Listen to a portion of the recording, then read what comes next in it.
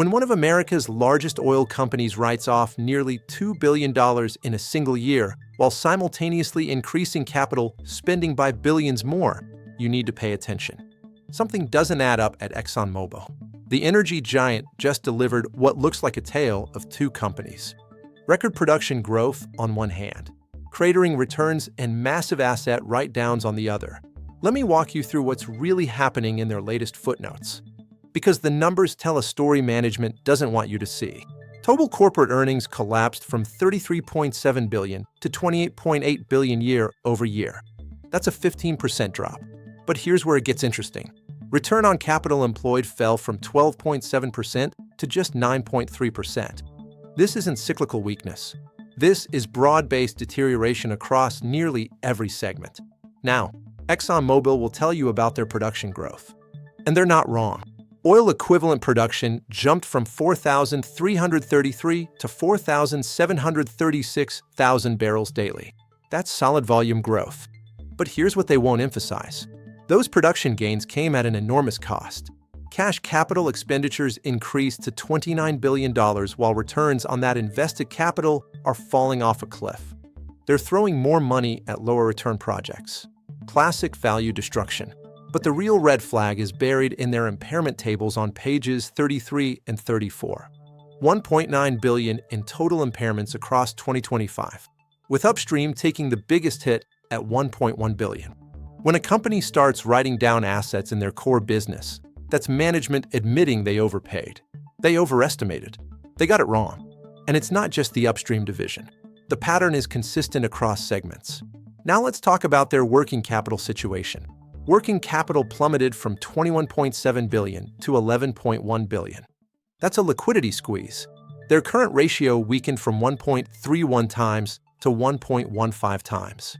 For a company this size, that's concerning. It suggests cash flow stress despite all their talk about an integrated business model. But here's my favorite piece of financial engineering. ExxonMobil claims $15.1 billion in structural cost savings since 2019. Sounds impressive, right? But look at their actual cash operating expenses excluding energy taxes. They barely moved. $44 billion to $44.1 billion. Those cost savings are largely accounting theater. Management is masking inflation and operational inefficiencies with creative metrics. Now, this isn't all doom and gloom. There are some genuine bright spots. Their specialty products division maintained a strong 35.4% return on capital employed. Energy products showed real improvement, jumping from 11.7% to 19.7%.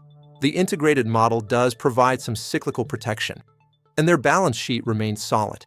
Net debt to capital sits at a conservative 11%. They generated $52 billion in operating cash flow. They have financial flexibility. But here's the key question every investor needs to ask. Is management chasing volume over value?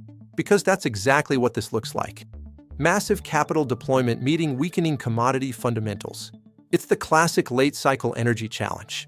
The Pioneer acquisition is clearly delivering production volumes. But at what ultimate cost to shareholders?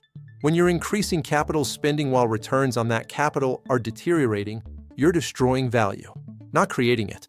And those persistent impairments tell you management keeps getting their investment assumptions wrong. Look, ExxonMobil isn't going anywhere. They have the balance sheet strength to weather downturns. The integrated business model does provide some downside protection, but investors should expect continued earnings pressure. And they should seriously question whether this aggressive capital expenditure cycle will generate acceptable returns. The math right now doesn't support the strategy. Smart money is watching these return on capital trends closely because they're the leading indicator of long-term value creation. And right now, those trends are heading in the wrong direction. The takeaway here is simple. ExxonMobil is experiencing exactly what you'd expect from a company in the late stages of a capital-intensive cycle. Production growth? Yes. Profitable growth? That's much less clear. What's your take on ExxonMobil's capital allocation strategy? Are they building for the future or chasing the wrong metrics? Drop your thoughts in the comments below. And if this kind of deep dive financial analysis helps you see past the headlines, hit that like button and subscribe for more. Because the footnotes always tell the real story.